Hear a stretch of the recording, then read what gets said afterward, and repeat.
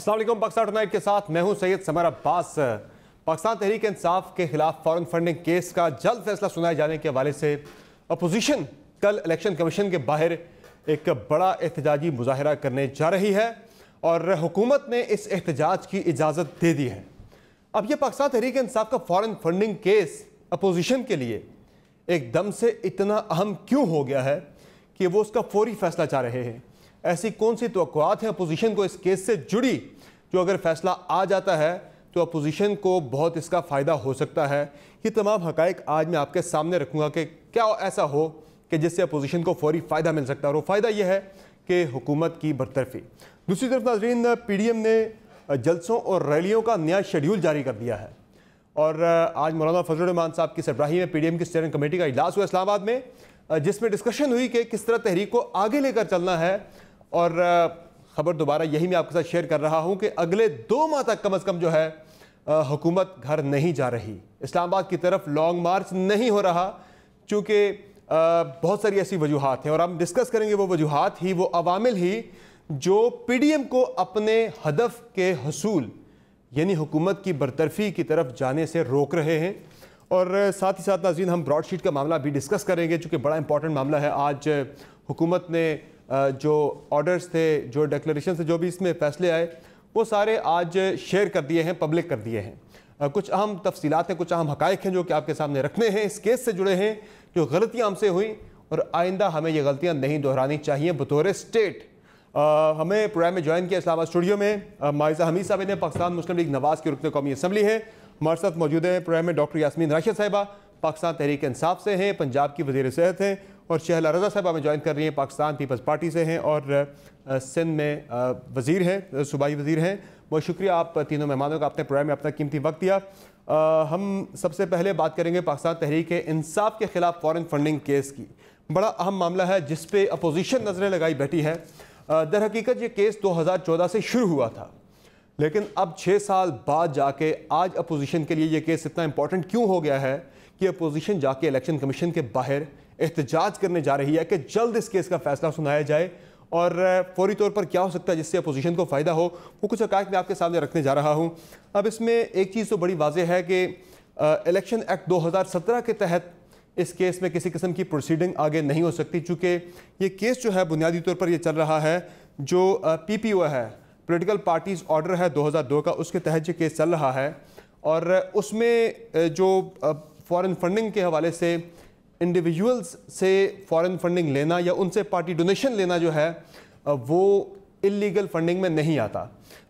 और जबकि election act 2017 में जो है इंडिविजुअल से अगर आप लेते हैं, एड लेते हैं, तो वो आपकी ममनुआ एड के अंदर आपकी आता है, उस पर आपके ख़िलाफ़ एक्शन हो सकता है। बहरहाल इसको अगर हम मिला के पढ़ें, जो आर्टिकल 17(2) है उसमें भी ये है कि अगर किसी पार्टी को आपने बैन करना है या उसके ख़िलाफ़ डिक्लेरेशन देना है, उसको डिसॉल्व करना है, तो उसके लिए फ़ेडरल गवर्नमेंट जो है, वफाकी हुकूमत जो है, वो डिक्लेरेशन जारी कर सकती है किसी भी पार्टी के डिसोल्यूशन के हवाले से, और वो भी इस सूरत में कि उस पार्टी ने कोई ऐसे काम किए हों, फंडिंग ली हो जिससे मुल्क की दाखिली सलामती या फिर हमारे जो अहम मामलात हैं नेशनल सिक्योरिटी के वो कंप्रोमाइज़ हो रहे हों, वहाँ ये फ़ैसला आ सकता है। अब ज़ाहिर है जो इस वक्त फेडरल गवर्नमेंट है वो पाकिस्तान तहरीक इंसाफ की है, तो ये काम भी नहीं हो सकता। अब जो चीज़ हो सकती है उस पर जो अपोजिशन नज़र लगाई बैठी है वो है जी जो दिसंबर 16, 2017 का साकिब निसार साहब का डिसीजन था सुप्रीम कोर्ट का, उसमें उन्होंने एक चीज़ तो बड़ी वाज़ेह की थी। उन्होंने भी पहला रेफरेंस उसमें यही दिया था कि फेडरल गवर्नमेंट ये फैसला कर सकती है किसी भी पार्टी के रेजोल्यूशन के हवाले से, यानी तहरीक इंसाफ को अगर डिसॉल्व करना है, तहलील करना है, तो ये फैसला फेडरल गवर्नमेंट कर सकती है। दूसरी चीज़ जो उन्होंने मेंशन की थी वो था इलेक्शन कमीशन ऑफ पाकिस्तान का रोल। उसको कहा था कि आप स्क्रूटनी करें, स्क्रूटनाइज करें, और इसमें तमाम पॉलिटिकल पार्टीज़ के जो एसेट्स हैं उनको आप स्क्रूटनाइज करें, सिर्फ एक पार्टी के नहीं। और तीसरी चीज़ जो उसमें जो थी वो इंपॉर्टेंट चीज़ जिस पे आज अपोजिशन नजरें लगाई बैठी है, the alleged falsity of the certificates issued by the respondent under article 13(2) of the PPO is a secondary fact. यानी ये सेकेंडरी फैक्ट है। पहले बाकी इलेक्शन कमीशन जो असर्टेन करेगा, जो उसे स्क्रूटनी दी गई है तमाम पॉलिटिकल पार्टीज़ के फंड्स की कि वो ममनुआ फंड्स हैं या नहीं है, उसके बाद इस चीज़ को देखा जाएगा कि जो डिक्लेरेशन इमरान खान का जो इसमें बयान हल्फी है पार्टी के बतौर चेयरमैन जो उन्होंने दिया है, उसके तहत वो बयान हल्फी गलत है या नहीं, ये सेकेंडरी फैक्ट है, पहले रिपोर्ट आएगी। अब रिपोर्ट के वाले से आज भी पीपल्स पार्टी और नून लीग से भी पूछा गया, आप अपने अकाउंट्स की तफसीलात तो जमा करवाएं भाई। तहरीक इंसाफ के अकाउंट्स की तफसीलात, चूंकि अकबर शेर बाबर जो कि पटिशनर थे वो जमा करवा चुके हैं। बहरहाल ये केस अब आगे कैसे बढ़ेगा, ये बड़ा अहम मामला है। इस पर मायजा मीर साहब बड़ी इस वक्त अपोजिशन की नज़र लगी इस केस के वाले से। पार्टी डिसॉल्व नहीं हो सकती चूँकि फेडरल गवर्नमेंट खुद पाकिस्तान तहरीक इंसाफ की है। ये जो मामला आप चाह रहे हैं कि डिक्लेरेशन के वाले से कुछ फैसला आ जाए, वो भी सेकेंडरी, पहले स्क्रूटनी मुकम्मल होनी है। स्क्रूटनी में आज भी इलेक्शन कमीशन ने पीपल्स पार्टी और नून लीग से मांगी है फ़र्ज़ की तफसीलात।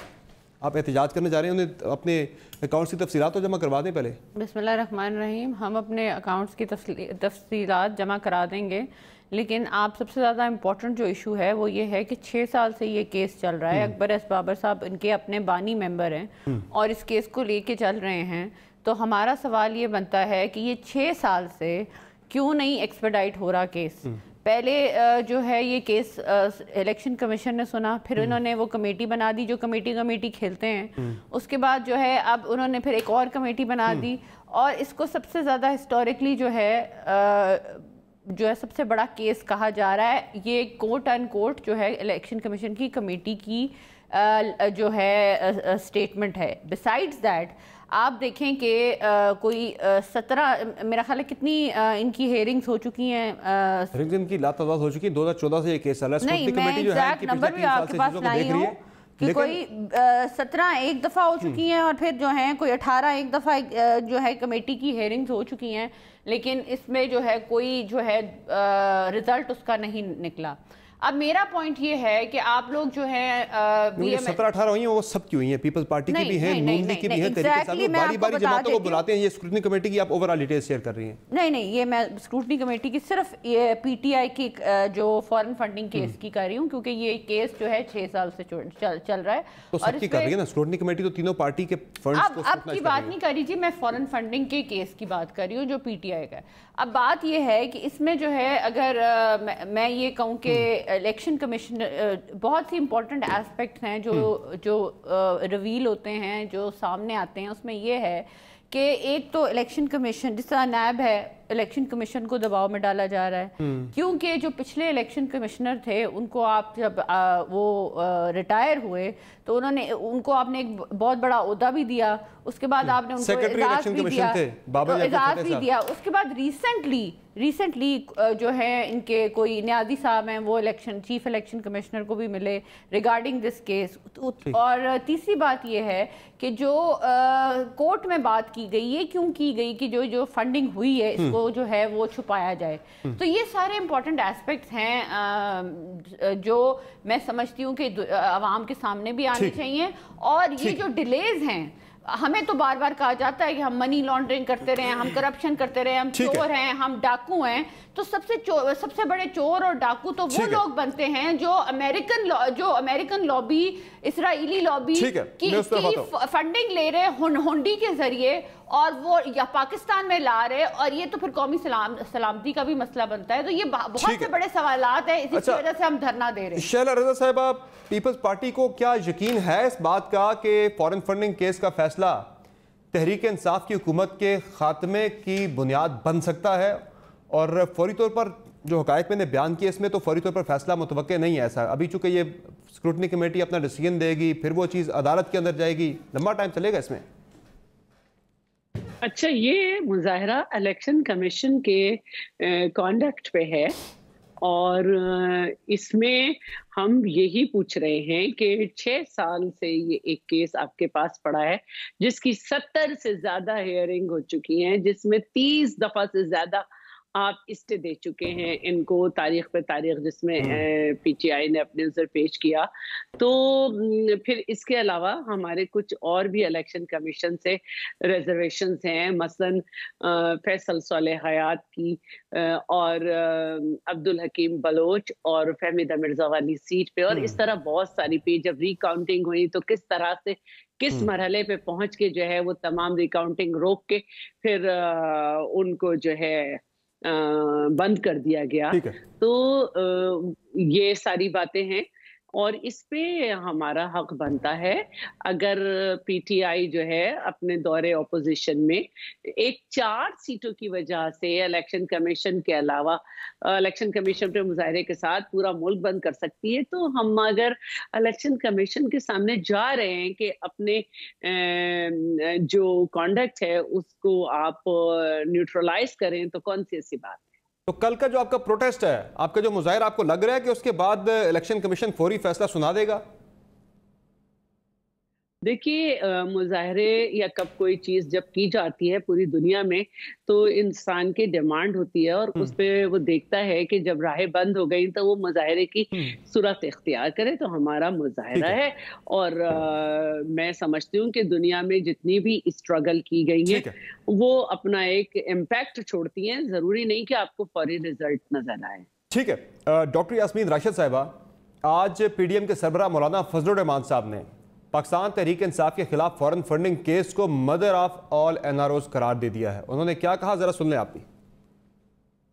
फॉरेन फंडिंग केस पाकिस्तान की सियासी तारीख का सबसे बड़ा स्कैंडल है, जिसका मरकजी मुलजिम इमरान अहमद न्याजी है। इमरान न्याजी ने मदर ऑफ एनआरओ लेकर हुंडी और दीगर ज़राए से मुल्क में मंगवा कर सियासी इंतशार और इलेक्शन में धांधली के लिए इस्तेमाल किया।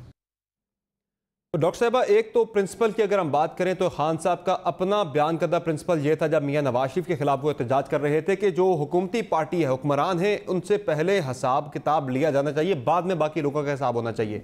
उस वाले से तो पहले पीटीआई का बनता है। बहरहाल यहाँ कोर्ट का डिसीजन है, उसके मुताबिक तीनों पार्टीज के अकाउंट्स की जाँच पड़ताल कर रही है इलेक्शन कमीशन की स्क्रूटनी कमेटी। लेकिन कल का जो एहतजाज है, इससे क्या आपको लग रहा है कि क्या होगा इसके बाद? फौरी तौर पर फैसला आपको लग रहा है कि आ जाएगा? और इससे ये एहतजाज को बड़ा क्रिटिसाइज कर रही तहरीक इंसाफ, आप लोगों ने भी तो एहतजाज किया था, उसके बाद आपकी चीजें ठीक हुई थी। मेरा ख्याल है समर, आपने बहुत हद तक तो शुरू में ही बात सारी बड़ी प्रॉपर्ली एक्सप्लेन कर दी।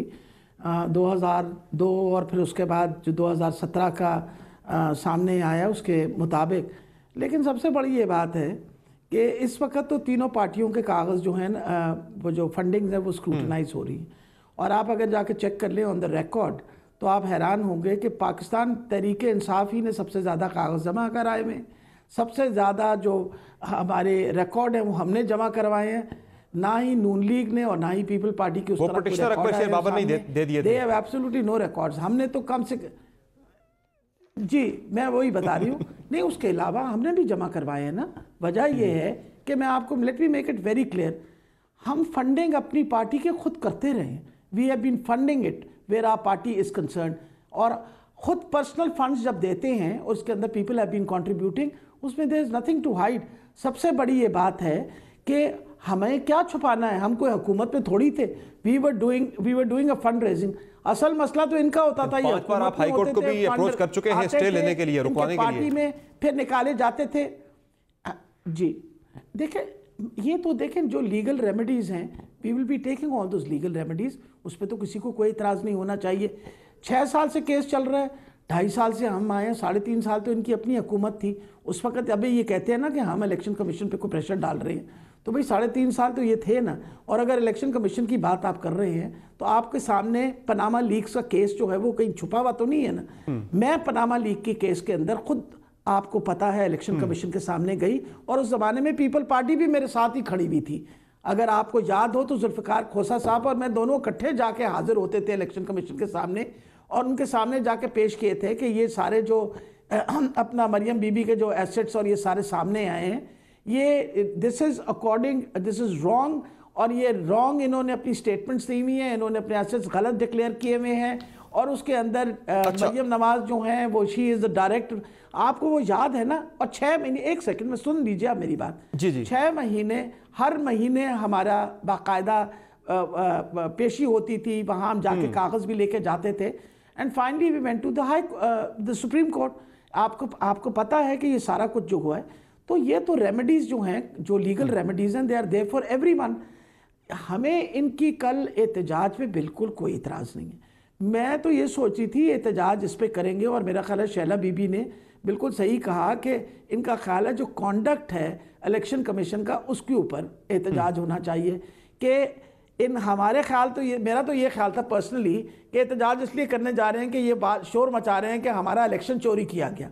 अरे भाई, आपका अगर इलेक्शन चोरी किया गया तो पहले तो आप ये बताएं कि वहां कितनी पिटिशंस आपने जमा करवाई हैं, मुकाबला कर लेते हैं पिटिशंस का। नहीं, ये एहतजाज तो डॉक्टर साहब पर्टिकुलरली तहरीक इंसाफ के फॉरेन फंडिंग केस का जल्द फैसला सुनाए जाने के हवाले से हो रहा है, लेकिन आपको क्या लग रहा है कि बतौर गवर्नमेंट आपकी क्या कैलकुलेशन है कि एकदम से अपोजिशन को क्या ख्याल आ गया 6 साल बाद कि वो इलेक्शन कमीशन जा रहे हैं? पिछले साल ये लोग गए थे इलेक्शन कमीशन नवंबर में एहतजाज करने के लिए, जब मौलाना का इस्लामाबाद में एहतजाज नाकाम हो गया था, धरना नाकाम हो गया था, और उसके बाद फिर पूरे 1 साल के बाद अपोजिशन दोबारा इलेक्शन कमीशन के बारे एहतजाज करने जा रही है। इस टाइमिंग आपको जो नजर आ रही है कि मूवमेंट भी चल रही है गवर्नमेंट के खिलाफ, क्या आपको लग रहा है क्या खतरा हो सकता है गवर्नमेंट? समर नहीं, गवर्नमेंट को तो कोई खतरा नहीं होगा। असल में ये बेचारों का एक डेस्परेट किस्म के प्लॉयज हैं। वजह ये आपके सामने, पहले तो इन्होंने बहुत बड़ा एक तो इन्होंने कहा जी जब हम लाहौर के अंदर जलसा करेंगे वो एक तारीखी जलसा होगा। वो तो आपके सामने एक तारीखी जलसा हुआ ना, जहाँ 11 पार्टियों ने 18,000 बंदे इकट्ठे किए, और वो जो नून लीग का गढ़ था वो आम के लिए हालात आपने देख लिए। फिर इन्होंने कहा हमने लॉन्ग मार्च करनी है, फिर इन्होंने कहा हमने फलां करनी है। वो करते कराते वो मेरा ख्याल है एक डेस्परेट बिड है उनकी। लेकिन डॉक्टर साहब, अगर ममनुआ फंडिंग कम से कम वो अगर हाथा है इलेक्शन कमीशन का, अगर स्क्रूटनी कमेटी लिख के दे देती है कि ममनुआ फंडिंग साबित हो गई है पाकिस्तान तहरीक इंसाफ पे, तो फिर आपके लिए काफ़ी मुश्किलात पैदा हो सकती हैं। ज़ाहिर है फिर इलेक्शन कमीशन जो है वो मामला भेज सकता है अदालत को। वो उसी पे तो अपोजिशन सारा तकिया किए हुए है, जो एहतजाज कर रहे हैं, सारी मूवमेंट दोबारा से बिल्डअप हुई है खान साहब को हटाने के लिए जी। इसी पे तो सारा पोजीशन तकिया कर रही है ना। सबसे बड़ी ये बात खान साहब आर्टिकल 62 के तहत नाअहल करार पाएंगे, सादिक और अमीन नहीं रहेंगे। मेरा ख्याल है ऑपोजिशन तकिया करती रहे आपके सामने। पहले तकिया वो कर रही थी लाहौर के जलसे पे, फिर तकिया उनके लॉन्ग मार्च पे हुआ, फिर तकिया उनका अब उनका एहतजाज पे हो रहा है। तो ये तकिए करते रहे, हमें तो इन तकियों की बिल्कुल कोई परेशानी नहीं है। अहम चीज ये है कि स्क्रूटनी जो साकिब निसार ने कहा था ना, तीनों की सबकी होनी चाहिए। तो जब ये सबकी स्क्रूटनी होगी तो खुद ब खुद दूध का दूध और पानी का पानी हो जाएगा। पता चल जाएगा कि कौन सी पार्टी जो है वो साफ सुथरी फंडिंग करती है और कौन सी पार्टी जो है। इसलिए हमें कोई ऐसी परेशानी नहीं है। एहतजाज इनका हक है, 100 दफे एहतजाज करें। मैं तो आपको पता है ऐसा बंदा जो कहती है कि जरूर एहतजाज करें अगर ये समझते हैं कि इस वक्त एहतजाज करना मुनासिब है बहरहाल कोरोना के ज़माने में। बहरहाल हुकूमत जो है उसका वो पहले अपने आप को एहतसाब के लिए पेश करती है खान साहब के अपने प्रिंसिपल्स के बकौल। शहर साहब आपको चार्ट करना चाह रही थी क्विकली। मैं ये कहना चाह रही थी कि देखिए जो लीगल रेमेडी है उस पर सबसे ज्यादा एतराज तो माजी में इमरान खान को रहा है कि अयाज सादिक जो है वो स्टे के पीछे छुप रहा है। और दूसरी बात ये है, जब मैंने ये 30 टाइम्स की बात कही तो उसमें ये तो मान ही नहीं रहे थे कि इनके जो है ये अकाउंट्स हैं। और फिर उसके बाद स्टेट बैंक ऑफ पाकिस्तान के जरिए ये 23 अकाउंट्स जो हैं ये आए। और इसमें ऐसा नहीं है कि इनकी फंडिंग है। डॉक्टर साहिबा ने केस को स्टडी सही से नहीं किया है। अमेरिका वगैरह में जब आप किसी को पैसे देते हैं तो एक फॉर्म होती है या कोई एनजीओ होती है, फिर उनका जो लॉ डिपार्टमेंट या फाइनेंस डिपार्टमेंट है इसको जो है वो सब शो करता है कि उनकी बैंक की ट्रांजैक्शन से कैसे किसको जो है वो पैसे मिले। तो ये पूरी तरह से अब एक ये कानून है कि जो पाकिस्तान की शहरियत नहीं रखते वो अगर फंड करेंगे तो पाकिस्तान ये जो आइन है उसके खिलाफ वर्जी होगी। तो पहले तो ये मान ही नहीं रहे थे और अब ये माने हैं, यहाँ तक के कि ये माने कि हो सकता है हमारे एजेंट ने कर दिया हो। तो भाई एजेंट अगर पाकिस्तान में दवाओं की कीमत बढ़ाए तो आप उसका ओहदा बदल देते हैं। चीनी चाय और गंदम में कुछ करे आप उसकी मिनिस्ट्री बदल देते हैं। बड़े एजेंट को मुल्क से बाहर भेज देते हैं। तो दुनिया में तो बहुत कुछ सीखना पड़ेगा ना। बड़े एजेंट वापस भी आ जाते हैं रज़ाकाराना तौर पर, जिन्हें आप कह रही हैं। और मेरा ये कहना है कि फिर जब आप दुनिया में डील करते हैं तो आप ये नहीं कहते कि पुरानी हुकूमत ने किया, वो आपका जहाज पकड़ लेते हैं।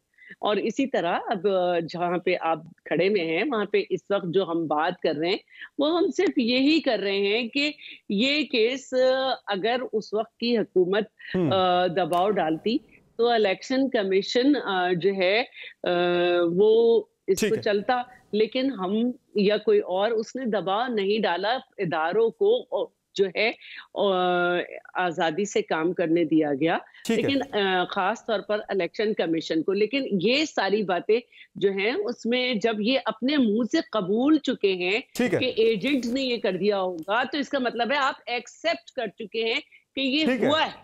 चले ठीक है, इसलिए नेक्स्ट बहुत इम्पोर्टेंट है। और जहां तक बात है कि आपने कोई पेपर नहीं भरे थे, ये जो है स्टेट बैंक के थ्रू कराया गया है सब कुछ, क्या ठीक है, अकाउंट्स 40,000 लोगों के शनाख्ती कार्ड वगैरह कुछ डिटेल्स दी है पाकिस्तान तहरीक इंसाफ ने भी। बहरहाल माइजा हमीद साहिबा, जब आप कह रही हैं कि ये कौमी सलामती का मामला है, उनके स्टेटमेंट है, एक मिनट, उनकी रसीदें, स्टेटमेंट है उनकी तरफ से। ठीक है, बहरहाल माइजा हमीद साहिबा, आप कह रही है कि ये कौमी सलामती का मामला, आपने अभी खुद कहा कौमी सलामती से जुड़ा मामला है, इसलिए ये तो बड़ा ख़तरनाक केस है तहरीक इंसाफ के खिलाफ। तो कौमी सलामती का मामला है, अगर 6 साल से चल रहा है, आपकी हुकूमत थी PMLN की, जब ये मामला सामने आया था 2014 में, जब इतना ही ख़तरनाक मामला था, कौमी सलामती से जुड़ा मामला था, तो आपकी हुकूमत तो उस वक्त पाकिस्तान तहरीक इंसाफ को कर सकती थी, डिसोल्यूशन कर सकती थी। ये तो फेडरल गवर्नमेंट का इख्तियार है कि वो डिसॉल्व कर सकती है किसी पॉलिटिकल पार्टी को, हमारी हुकूमत ने डिक्लेरेशन भेज सकती है। हमारी हुकूमत जो है इदारों पे दबाव नहीं डालती थी। हमारी हुकूमत मियां मोहम्मद नवाज शरीफ ने इलेक्शन कमीशन पे दबाव नहीं डाला था। फेडरल गवर्नमेंट ने करना था, ये किसी इदारे ने नहीं, ये फेडरल गवर्नमेंट का इख्तियार था, किसी इदारे का इख्तियार नहीं था। ये दायरा रेजोल्यूशन का डिक्लेरेशन जारी करके ऑर्डर भेजना था अपनी अदालत को। Let me just complete. दायरा इख्तियार जो है इलेक्शन कमीशन का है। इलेक्शन सुन लेना, इलेक्शन कमीशन ने जब अकबर एस बाबर ने इलेक्शन कमीशन को रुजू किया, दैट मीन्स के इलेक्शन कमीशन का दायराकार बन गया। अब जब इलेक्शन कमीशन का दायराकार बन गया तो उसके अंदर जो है उन्होंने पहले तो इलेक्शन कमीशन ने उसकी हेयरिंग सुनी, उसके बाद उन्होंने कमेटी बना दी जिसमें उन्होंने कोई 70 जो है वो हेयरिंग्स की, उसके बाद उसकी एक और कमेटी बनाएगी जिसमें 80 जो है हेयरिंग्स की गई। इस केस को डिले पे डिले किया गया 2013-2014 तक। लिसन टू मी, की बात कर, आप मुझे बात सुन लेना। इलेक्शन करीब आने तक जो है इस केस को डिले किया गया, डिलिबरेटली डिले किया गया ताकि जो है ये इलेक्शन आ जाए और जो है बात को जो है बात इधर उधर हो जाए। और ये अकबर एस बाबर साहब ने, let me complete sir, Akbar S Babar साहब ने खुद कहा है कि उनके इमरान खान साहब के ब्रदर इन लॉ खुद उनके पास आए और उन्होंने कहा आके कि ये इस केस के बारे में आप बात करना बंद कर दें क्योंकि ये इलेक्शन ईयर है। दूसरी बात मैं ये करना चाहती हूँ कि 2 कंपनीज की बात की जा रही है, जो 2 एजेंट्स की बात की जा रही है। एक कंपनी का नाम, एक कंपनी का नंबर जो दिया गया है वो 5175 है। आप मुझे कंप्लीट कर लेंगे, आपने पूरा टाइम दिया है। फिर एक है 6160। मेरा ये पॉइंट है कि देखें, अगर इमरान खान साहब उसके सिग्नेटरी हैं, इमरान खान साहब ने उसको जो है उस पे जो है वो उनके बोर्ड ऑफ डायरेक्टर्स में हैं, उनके सिग्नेचर हुए हुए हैं,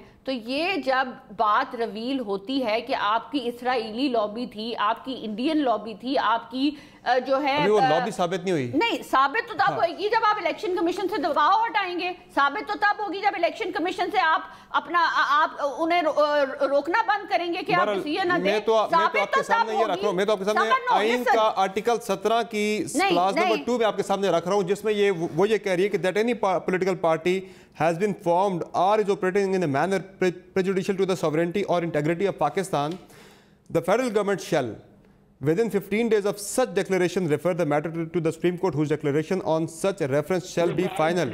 आप भेज सकते थे declaration, हम डिक्लेरेशन फेडरल गवर्नमेंट भेज सकती थी, इलेक्शन कमीशन ने नहीं भेजना था। लेकिन देखें, अनलाइक PTI गवर्नमेंट, हमने जो प्रीव्यू एक इदारे का है उसको हमने फेडरल गवर्नमेंट को दे रहा है। माय पॉइंट फेडरल गवर्नमेंट को दे रहा है। मैं आपको समझाने की कोशिश कर रही हूँ ना, जब उनके बानी मेंबर इलेक्शन कमीशन को रजू कर रहे हैं तो हम इलेक्शन कमीशन के रजू के बगैर खुद डायरेक्टली चले जाएं। आप कर सकते थे, आप तो इख्तियार दे रहे हैं ना, आइन से ऊपर तो कोई चीज नहीं है ना। फिर आप कहते हैं इंतकामी सियासत, मैं आइन से ऊपर तो कोई चीज नहीं है। आइन, सबसे बड़ा आइन ये है कि इलेक्शन कमीशन स्क्रूटनाइज करे और इस केस को जो है उसकी तफसीलात, इलेक्शन कमीशन को इख्तियार ये सुप्रीम कोर्ट ने दिया है, उनका डायरेक्टली नहीं था। देखिए, सुप्रीम कोर्ट ने दिया तो जिसने भी इख्तियार दिया, तो इलेक्शन कमीशन एक इदारा है ना जो इस चीज को स्क्रूटनाइज कर रहा था, 6 साल से स्क्रूटनाइज कर रहा था ना। कौमी सलामती का मामला था तो आपको करना चाहिए था। मेरा सवाल ये है आपसे से और आवाम से। और हमारा सवाल जो है ये है पीटीआई से कि देखिए आपने पिछले इलेक्शन कमीशन को क्यों नवाजा, इलेक्शन चीफ इलेक्शन कमिश्नर को क्यों नवाजा,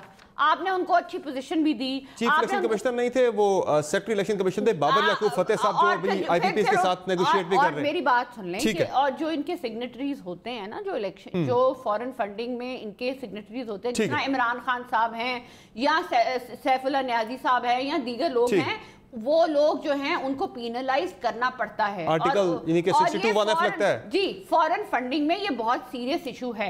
आपको लग रहा है कि इमरान खान साहब भी मियां साहब की तरह ताहयात नाअहल हो जाएंगे? आपको लग रहा है इस मिस डिक्लेरेशन पे खान साहब भी ताहयात नाअहल होंगे मियां नवाज शरीफ की तरह? आपको एक्सपेक्टेशन तो यही आपकी? खान साहब फॉर श्योर ताहयात नाअहल होंगे, क्योंकि करप्शन भी इन्वॉल्व है, फॉरेन फंडिंग भी इन्वॉल्व है, और जो फंडिंग के जरिए पैसे आए हैं वो भी इन्वॉल्व है। समझ हमारे बारे में ये लोग 2.5 years बात करते रहे कि हम चोर डाकू हैं, सबसे बड़े चोर डाकू तो ये खुद निकले। अच्छा, यास्मीन राशिद साहिबा जब बात कर रही थी माइजा हमीद साहिबा के ये कौमी सलामती से जुड़ा मामला है, तो वो इसीलिए कहती हैं कि ये फॉरेन फंडिंग होती रही, यहूदी लॉबी करती रही, भारतीय लॉबीज करती रही, उन्होंने नहीं किया, उनकी फेडरल गवर्नमेंट थी, उन्होंने नहीं किया, उनके पास इख्तियार था आइन के तहत कि वो पार्टी को डिसोल्यूशन का ऑर्डर जारी कर सकते थे, पार्टी को तहलील करने का ऑर्डर जारी कर सकते थे, नहीं किया। आपकी तरफ से भी इमरान खान साहब जब चेयरमैन तहरीक इंसाफ यानी हुकूमत में आने से पहले वो इस केस के बारे में क्या कहते रहे, जरा ये भी सुन लें आप। वज़ीर-ए-आज़म बतौर वज़ीर-ए-आज़म भी वो कह चुके हैं, बतौर वज़ीर-ए-आज़म वो कह चुके हैं कि पार्टीज को बाहर से फंडिंग आ रही है, जरा सुनाइए। इलेक्शन कमीशन को मैं, ये है तो हमारे कंट्रोल में नहीं, लेकिन मैं उनसे रिक्वेस्ट करता हूं कि एक वक्त पे पीटीआई की जो इलेक्शन कमीशन में हमारे फंड्स हैं, हमारी जो ऑडिट रिपोर्ट है हमारी रखें, नून लीग की रखें और पीपल्स पार्टी की रखें और मौलाना फजल रहमान की रखें। आज सबके सामने कहता हूं कि लोगों को दूध का दूध पानी का पानी हो जाएगा। क्यों? इनकी तो फंडिंग है ही कुछ नहीं, ये तो बड़े बड़े मुर्गों पकड़ के उनसे पैसे ले लेते हैं, उसके बाद ये इख्तिदार में आके उनको पैसे पूरे कर देते हैं। मैं गारंटी करता हूं कि बाहर के मुल्कों से पैसे लिए। मैं गारंटी करता हूं, गारंटी मुल्क का वज़ीर आज़म दे रहा है कि इन लोगों ने यानी पीपल्स पार्टी और नून लीग ने बाहर के मुल्कों से पैसे लिए। अब बाहर के मुल्कों से अगर पैसे लिए तो उसमें तो चाहे वो 2002 का पीपीओ हो या फिर इलेक्शन एक्ट 2017 हो, दोनों में ही उस पार्टी की मुकम्मल तौर पर वो पार्टी बैन होती है, उसकी रेजोल्यूशन बनती है, आइन का आर्टिकल 17(2) आपको इजाजत देता है। तो फिर आप भी करेंगे ये काम? समर, आप पहले अगर उनसे पहले उधर जी, मैं जरा यास्मीन राशिद साहब का जवाब दें, मैं आपकी तरफ आ रहा हूं। मैं एक मिनट उनका जवाब के बाद आपकी तरफ आ रहा हूं। काफी मेरे लिए जवाब आ जाए ना, उनके जवाब के बाद आप आ जाए, वेट कर लें जरा थोड़ा सा। दो लाइंस बोलना चाहती हूँ, उसके बाद आप प्लीज उनको पूरा टाइम दें। कौमी सलामती के इशू पे ये बात करना चाहती हूँ कि जो कौमी सलामती का इशू है, जो कौमी सलामती का इशू है, वो इसलिए इशू है क्योंकि जब अमेरिकन लॉबीज या इसराइली लॉबीज पैसे देती हैं करोड़ों में, तो फिर वो अपनी जो पॉलिसीज हैं वो डिक्टेट कराती हैं। फॉर एग्जांपल जो 2011-12 का मामला है भाई, जो 2011 में दी थी फंडिंग, फिर ये आ जाके 2018 में हुकूमत आई है। वही पैसे तो इस्तेमाल हो सकते हैं ना, आपके नहीं हो सकते। और बात ये है कि अब जो है इंडिया में जो इंडिया से पैसे आए, भारत हमारे बारे में आपको करना चाहिए था ना, भारत डिसॉल्व कर देते पार्टी। आज भारत में से पैसे आए हैं तो फिर आप फॉर एग्जांपल जो कश्मीर बेचा गया उसकी भी बात करें। उस तरफ आएंगे डॉक्टर साहिबा जी। जी, मेहरबानी करके एक तो समर बड़ी मेहरबानी होगी, या तो एक प्रोग्राम अकेला मायरा के साथ कर लिया करें, क्योंकि ना वो किसी को बोलने देती हैं और मुसलसल अंदरशी इंटरफेस, आप मना भी करें तो बोलती जाती हैं। हाँ जी, बड़ी मेहरबानी।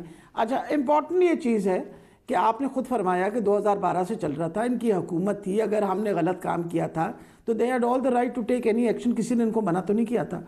हम तो वैसे ही हुकूमत से बाहर थे, we were not a part of the government, so I think they should have taken action there and then. और जहाँ तक इमरान खान ने ये बात कही है वो बिल्कुल सही, उन्होंने एक बात कही है, उन्होंने कहा, और ये इसके ऊपर आपको पता साकिब निसार ने भी ये बात कही कि आप मेहरबानी करके सबके स्क्रूटनाइज करिए, and it should be scrutinise. देखें, मैं इस बात पे बिलीव करती हूँ एंड आई एम श्योर कि शैला बीबी भी इस बात पे यकीन करती हैं कि हमें ऑनेस्टली इस पे काम करना चाहिए कि जो फंडिंग्स होती हैं पॉलिटिकल पार्टीज़ की, उनको हम प्रॉपरली देखा करें और देखने के बाद ये इंश्योर किया करें कि ये फंड्स जो हैं ये they are being utilized properly. जो इस वक्त हिसाब किताब दिया गया है और स्क्रूटनाइज किया गया है, मैं आपको यकीन से बता रही हूँ कि जितने हमने इस वक्त ID कार्ड्स वगैरह सब कुछ जमा करवाए हैं, किसी और पार्टी ने इस तरह बिल्कुल जमा नहीं करवाए, ना डिटेल्स जमा करवाई हैं, ना ऑडिट रिपोर्ट जमा करवाई है। तो थिंग इज़ दिस कि कोई गलत काम नहीं करना चाहिए।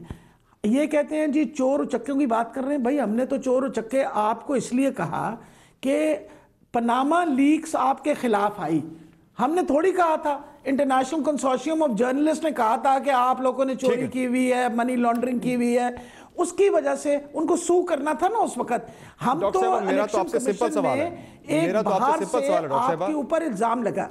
मेरा तो सिंपल सवाल आपसे कि इमरान खान साहब बतौर वज़ीर-ए-आज़म कह रहे हैं कि मैं गारंटी से कहता हूं कि ये दो पार्टीज बाहर के मुल्कों से फंडिंग ले रही हैं, तो इलेक्शन एक्ट 2017 की सेक्शन 212 के तहत आप कर सकते हैं वो, उसमें जो सेक्शन 212 ये कह रही है कि अगर कोई पार्टी किसी मुल्क से या किसी पार्टी से फॉरेन किसी पार्टी से किसी मुल्क की पार्टी से अगर फंडिंग ले रही है तो उसे डिसॉल्व कर सकते हैं, आप रेफरेंस भेज सकते हैं उसके खिलाफ। ये तो मेरा ख्याल है जी, I am not in a position to answer this question, और खान साहब ही ये जब सवाल का जवाब दे सकते हैं। But what is extremely important कि ये जो फॉरेन फंडिंग के जो केस और ये सारा बता रहे हैं, ये अहम चीज़ ये है कि सारी दुनिया के अंदर पॉलिटिकल पार्टीज़ जो हैं दे आर फंडेड, क्योंकि कोई बंदा जो है वो ये थोड़ी होता कि कोई पॉलिटिकल पार्टी की अपनी कोई तेल का कुआं है जिसमें से उसने पैसे निकाल के और अपनी इलेक्शन लड़नी होती है, लोग फंड करते हैं। अमेरिका के अंदर भी जो प्रेसिडेंशियल इलेक्शन होती है फंडिंग होती है, सबकी फंडिंग होती है। इंपॉर्टेंट ये चीज़ है, it should be a clean and an open process, पता चले भाई किस बंदे ने पैसे दिए हैं, किसने कॉन्ट्रीब्यूट किया हुआ है टुवर्ड्स दिस फंडिंग। तो हम लोगों ने तो सारे अपने कागज़ जो हैं वो जमा करवाए हुए हैं, और हम ये चाह रहे हैं कि उसकी स्क्रूटनी हो, सब कुछ हो, लेकिन जो हमारी लीगल रेमेडी है, because if it is not the jurisdiction of the election commission then we have the right, इसमें कोई हमने गलत बात नहीं की, या तो ये कि इलेक्शन कमीशन जो है वो हम दबाव डाल रहे हैं। अगर हम दबाव डालने वाली बात होती, साबिक चीफ जस्टिस सुप्रीम कोर्ट के कहने पे वो कर रहा है सारा मामला। सबसे बड़ी बात है समन, एक बात मुझे एक ब्रेक पे जाना है, ब्रेक से वापस आके इस पे जरा बात करते हैं। ब्रेक पे जाते हैं नाज़रीन, ब्रेक से वापस आएंगे तो पीडीएम की बात भी करेंगे जो अगले 2 माह तक इस्लामाबाद की तरफ लॉन्ग मार्च नहीं कर रही। बातों की ब्रेक के बाद हमारे साथ रहिएगा।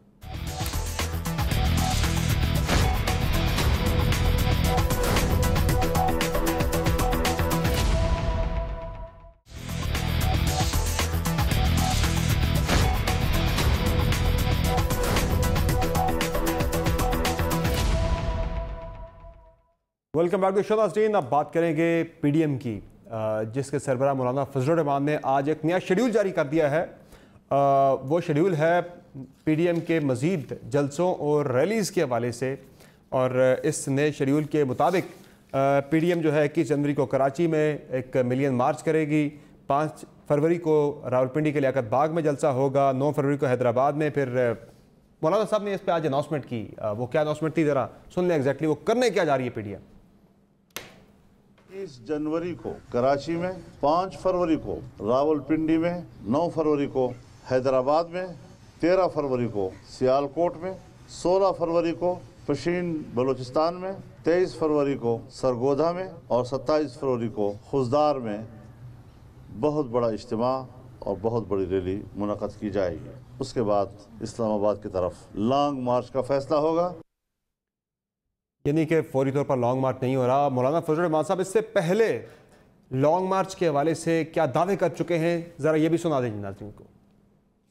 31 जनवरी तक हुकूमत मुस्ताफ़ी हो जाए। अगर 31 जनवरी तक हुकूमत मुस्ताफ़ी नहीं होती तो फिर सरबराही इजलास 1 फरवरी को इस्लामाबाद के लिए लॉन्ग मार्च का ऐलान कर देगा, और उसकी तारीख का फैसला भी उसे भी किया जाएगा। जनवरी के आखिर में इस्लामाबाद की तरफ पूरी कौम मार्च करेगी और पार्लियामेंट के इस्तीफे हम अपने साथ लेकर जाएंगे। अब नाज़रीन आज तो बाज़ाब्ता अनाउंसमेंट आ गई। हम 4 जनवरी को ही अपने प्रोग्राम में बता चुके हैं कि मार्च से पहले कोई लॉन्ग मार्च नहीं हो रहा। ज़रा वो खबर भी देख लें। मार्च से पहले किसी किस्म का लॉन्ग मार्च नहीं हो रहा। मेरी इतला के मुताबिक पीपल्स पार्टी के बाद नून लीग भी मान चुकी है कि सदर के इलेक्शन में जाना है, लेकिन मौलाना फजलुर रहमान बज़िद हैं, इसीलिए फिल वक्त अनाउंसमेंट नहीं हो चुकी। लेकिन ये बात तय है कि ज़िमनी इंतखाबात में भी ये पार्टी जा रही है, सेनेट के इलेक्शन में भी जा रही है, और अब तो ये भी कहा जा रहा है कि मौसम को देखते हुए, आवाम की सहूलत को देखते हुए लॉन्ग मार्च की तारीख का ऐलान किया जाएगा। यानी मार्च से पहले कोई लॉन्ग मार्च नहीं हो रहा, कहीं अप्रैल में जाके या मार्च के आखिर में लॉन्ग मार्च हो सकता है। जी नाज़रीन, तो लॉन्ग मार्च से पहले नहीं हो रहा, ये आज तय पा चुका है। 27 फरवरी को जाके डिसाइड किया जाएगा कि लॉन्ग मार्च कब करना है। शैला रज़ा साहिबा, ये जो आज एक नया शेड्यूल जारी किया मौलाना फजल रहमान साहब ने, एक तरफ 31 जनवरी की डेडलाइन थी कि हुकूमत मुस्ताफ़ी हो जाए, नहीं तो 1 फरवरी को लायामल आएगा। अब तो आपने पूरे फरवरी का दे दिया, लायामल दे दिया कि आप एहतजाज भी कर रहे हैं, जलसे भी कर रहे हैं, रैलीज भी कर रहे हैं। मतलब आपको यकीन हो चला है कि एक हुकूमत 31 जनवरी को मुस्ताफ़ी नहीं हो रही। अच्छा, जो पीडीएम की जो एक जद्दोजहद थी या स्ट्रगल थी, आप ये कह दें कि तरीक़ेकार थे, उसमें 5-6 मरहले थे, जिसमें पहला मरहला जलसे का था और इन द एंड ये था कि अगर ये सारी चीज़ों के बाद भी हुकूमत नहीं गई तो हम खुद इस्तीफा दे देंगे, यानी कि उसमें 5-6 मरहले थे। आप डेडलाइन दे चुके हैं 31 जनवरी की।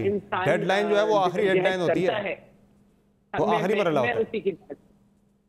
मैं उसी की बात कर रही हूँ। जब इंसान जद्दोजहद करता है, अपने लोगों को जो है वो मुख्तलिफ तरीके से बात करता है, अपने मुखालिफ को जो है वो डेट्स देता है, लेकिन उस एक साइड आप ये शेड्यूल भी देख लें कि ये 5-6 मराहिल थे। तो अगर ये सारी जमातें बैठ के अपने प्रोग्राम को आगे या पीछे कर रही हैं तो इसमें क्या हर्ज है? नहीं तो ये आप माने ना इस बात को कि फिर डेडलाइन देने वाला फैसला गलत था आपका। आप ये डेडलाइन देने वाली गलती थी, इसको माने फिर डेडलाइन पहले दे दी, शेड्यूल बाद में दिए जा रहे हैं। नहीं गलत नहीं होता। एक नहीं, शेड्यूल पहले ही आ चुका था कि ये मरहले होंगे, लेकिन तरीका यही होता है। जैसे इमरान साहब जो थे, जब उन्होंने धरना दिया हुआ था तो वो रोजाना कहते थे एम्पायर की उंगली उठेगी, लेकिन उस वक्त की जो हुकूमत थी, उस वक्त जितने अंगूठे लगे थे उसमें अंगूठे जीत गए, उंगली नहीं उठ सकी। तो इस वक्त जो है ये मसले तो पहले ही खान साहब के तरीकेकार को फॉलो करेंगी तो वो कामयाब नहीं हो सका था धरना उनका, उसमें हुकूमत नहीं गिरी थी। बहरहाल ठीक है, धरना इसलिए कामयाब नहीं हुआ था क्योंकि एम्पायर की उंगली का हम कर रहे थे और हम अवाम को लेकर चले कि उनके अंगूठों। बिलावल साहब क्यों नहीं आए आज के? तो आज बिलावल साहब फिर आज गायब थे इस्लामाबाद के इजलास से। सवाल उठा रही है पोजीशन भी, दीगर हल्के भी सवाल उठा रहे हैं। कहाँ है बिलावल साहब? मुसलसल उनकी गराजरी है। सबको मालूम है कि आज 1024 फ्लैट्स हैं वो मजदूरों को दिए गए और ये एक बड़ी तकलीफ थी और हमारे मैनिफेस्टो का एक हिस्सा थी। तो उसमें वो ऑलरेडी थे, लेकिन हमारा डेलीगेशन था और ज्वाइंट। ठीक है, चले आपका पॉइंट ऑफ व्यू आ गया। माइजा अमीद साहिबा, ठीक है, माइजा अमीद साहिबा, ये क्या हो रहा है? शेड्यूल पहले आ जाता है, चीज़ें हो जाती हैं, फिर शेड्यूल आते हैं, फिर डेडलाइन दे दी जाती है 31 जनवरी की। यकीन हो जाता है जबकि 31 जनवरी को हुकूमत नहीं जा रही, फिर एक और शेड्यूल आ जाता है जलसों का। ये नहीं आपको लग रहा है कि मजीद जलसे आपको इसलिए करने पड़ रहे हैं कि आवाम अभी तक मोबिलाइज नहीं हुई, कि आपको मजीद जलसे करने पड़ रहे हैं? समर साहब, ये क्या हो रहा है कि जो इदारों पे दबाव डाला जा रहा है? ये क्या हो रहा है कि जो नैब पे दबाव डाला जा रहा है और अब इलेक्शन कमीशन पे? तो आपसे पीडीएम का पूछ रहा हूँ, पीडीएम की हुकूमत को 31 जनवरी को मुस्ताफी होने की डेडलाइन आपने दी थी, किसी इदारे ने नहीं दी। क्या हो रहा है? ये क्या हो रहा है कि नैब जो इलेक्शन कमीशन है उसमें आपके पास इसका जवाब नहीं, आप किसी और तरफ निकल गई हैं। नहीं, बिल्कुल नहीं। आप मुझसे चाहे आधा घंटा और बुलवा लें। बात ये है कि अगर सैफुल्लाह न्याजी साहब जो है सीक्रेटली जाके इलेक्शन कमिश्नर को मिलते हैं फॉरेन फंडिंग के केस में, तो दाल में तो कुछ काला है ना। और अगर 22 से 33 अकाउंट्स हैं जिनकी डिटेल्स नहीं दी जा रही, उसमें दाल में तो कुछ काला है ना। उसके सिग्नेटरी इमरान खान साहब हैं और अगर इमरान खान साहब इलेक्शन कमीशन डिसीजन दे देता है तो इमरान खान साहब को मुस्ताफी होना पड़ता है। यानी अब ये पीडीएम की मूवमेंट से ज्यादा आपका जोर अब इलेक्शन कमीशन के ऊपर है कि हाँ वहीं से इमरान खान को गिरा सकते हैं आप, ना तहरीक अदम एतमाद से, ना लॉन्ग मार्च से। कल हम इलेक्शन कमीशन के सामने जा रहे हैं और इलेक्शन कमीशन के सामने हम इसीलिए जा रहे हैं कि अगर किसी को पनामा के केस में फंसाया जाए और वो इकामा निकले और आप जो हैं फॉरेन फंडिंग भारत से भी करें, इसराइल से भी करें, आप इंडिया से भी करें और आपकी लॉबीज बनी हो और आपके इंटरेस्ट वहां पे हो, हम उसको प्रोब ना करें, हम इलेक्शन और आप इलेक्शन कमीशन पे दबाव डालते जाएं। और अकबर एस बाबर साहब के, उनके फाउंडिंग मेंबर हैं, उनके वर्ड्स हैं कि मुझे इलेक्शन कमीशन ने कहा है कि हमारी मजबूरी है, हम डिटेल्स नहीं दे सकते क्योंकि वफाकी हुकूमत हम पे प्रेशर डाल रही है। ये नहीं कि वही अदालती रास्ता जिसकी बिलावल बात करें, लेकिन ये मेन चीज ये है इसमें कि और अगर आप पीडीएम की बात मोबिलाइज नहीं हो सके, आपको मजीद जलसे करने पड़ रहे हैं। डॉक्टर यास्मीन राशिद साहिबा, अब ये एक और फेज शुरू हो रहा है जलसों का और रैलीज का, अगला राउंड है पीडीएम का। इससे कैसे निपटेगी? यहाँ पे भी फ्री हैंड दिया जाएगा, इजाजत दी जाएगी, कोई किसी किस्म की रोक टोक नहीं होगी? जी बिल्कुल रोक टोक नहीं होनी चाहिए, ये इनका जमहूरी हक है, जलसे करने का इनको शौक है, ज़रूर करें, किसने मना किया है? मैं तो आपको पता है पहले दिन से एक ही बात कोरोना रोती थी कि भाई इस वक्त कोरोना है, आप मेहरबानी करके कुछ अरसे के लिए जलसे ना करिए, बाद में कर लीजिएगा। इन्होंने कौन सी हमारी बात मानी, इन्होंने अपने जलसे किए और आपके सामने कोरोना की जो सिचुएशन बनी हुई है पाकिस्तान में वो आपके सामने है। इस वक्त भी लाहौर के ऊपर जो असर हुआ उसका वो आपके सामने किस वक्त आपके सामने ये कोरोना वहीं आता है जहाँ पे हम जलसा करते हैं। इसी तरीके से सिंध के अंदर भी सारे मसले बने। बात आप दरमियान में मत बोला करें मेहरबानी करके। डॉक्टर साहब, I think you should learn how to speak and have that courtesy. ठीक है, मैं आपके दरमियान में कभी नहीं बोलती। I can't seem to understand why do you interrupt all the time. कम से कम इतना तो इंसान को इतना तो ख्याल होना चाहिए ना। अच्छा, दूसरी इंपॉर्टेंट ये चीज़ है कि जलसे जुलूस करेंगे और ये शौक से करें जलसे जुलूस। ये पनामा की लीक्स की बात कर रही हैं, पनामा की इन पे तोहमत हमने नहीं लगाई, पनामा की इंटरनेशनल कंसोर्शियम ऑफ जर्नलिस्ट ने लगाई and it was proven correct. आपका बैठा हुआ प्राइम मिनिस्टर के पास इकामा हो, यानी इससे ज़्यादा शर्म की बात हो सकती है कि बैठा हुआ प्राइम मिनिस्टर है, नौकरी कहीं और कर रहा हो। हमें तो if you look at it तो मेरा ख्याल है सिचुएशन जो है it was taken supreme court. अगर सुप्रीम कोर्ट ने उनको बिजली अपने बिजली के मिनिस्टर की तरह तो आप इस वक्त कंटेम्प्ट कर रही हैं जो कर रही हैं। हाँ जी, मेरा ख्याल है आपको वैसे इट इज़ वेरी, मैं कई दफ़ा सोचती हूँ कि पढ़े लिखों की तरह हमें एक दूसरे के दरमियान में बोलना नहीं चाहिए। मैं तो कभी किसी के दरमियान में नहीं बोलती। काश कि आप भी ये समझ लें कि ये पढ़े लिखों का शेवा होता है कि आराम से और ध्यान से सबकी बात सुनते हैं। ठीक है, इम्पॉर्टेंट ये है कि ये जो डिस्क्वालिफिकेशन हुई है ये नवाज शरीफ की सुप्रीम कोर्ट ने की है। जब आप कहते हैं कि सुप्रीम कोर्ट ने गलत डिस्क्वालिफिकेशन फॉरेन फंडिंग केस में भी होनी चाहिए। आप तमाम जमातों का पॉइंट ऑफ व्यू आ गया। बहुत शुक्रिया, फॉरेन फंडिंग हमने नहीं किया, आपके अपने फाउंडिंग मेंबर ने किया। आपने प्रोग्राम में अपना कीमती वक्त दिया। नाज़रीन, मुझे एक ब्रेक लेनी है, ब्रेक से वापस आएंगे तो बात करेंगे मुख्तसरन ब्रॉडशीट के हवाले से। हमारे साथ रहिए।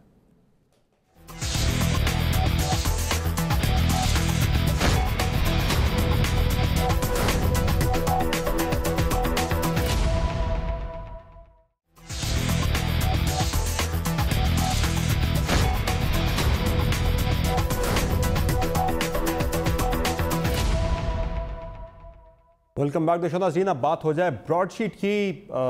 जो पाकिस्तानी सियासत पे आजकल ये मामला छाया हुआ है, उसकी वजह यह है कि पाकिस्तान की तरफ से 29 मिलियन डॉलर जो है ब्रॉडशीट को पेनल्टी में अदा किए गए हैं, क्योंकि जो मुआहदा था हमने रिवोक कर दिया था और उस पर ब्रॉडशीट जो है वो चली गई थी आर्बिट्रेशन में और अवार्ड हमारे खिलाफ हो गया, गवर्नमेंट ऑफ पाकिस्तान के खिलाफ हो गया, नैब के खिलाफ हो गया, जिसके बाद पाकिस्तान को ये पेनल्टी पे करना पड़ी। अभी भी उनका क्लेम है कि $1.5 मिलियन मज़ीद हैं।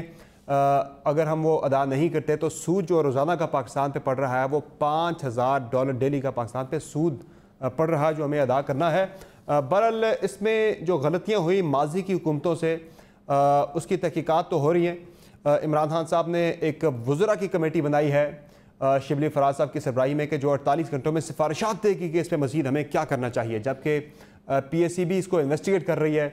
यहाँ जो इन्वेस्टिगेशन हो रही हैं वो इस मकसद के तहत नहीं होनी चाहिए कि सियासी हरीफों को नीचा दिखाया जा सके, बल्कि इस मकसद के तहत होनी चाहिए कि माजी में हमने क्या गलतियाँ की और आइंदा हमने उन गलतियों से सीखते हुए उन्हें नहीं दोहराना, ताकि पाकिस्तानी गरीब पाकिस्तानियों का पैसा बाहर ना जाए, इस तरह से गलत तरीके से पेनल्टीज़ में ना जाए। इजाज़त दीजिए, अल्लाह हाफ़िज़।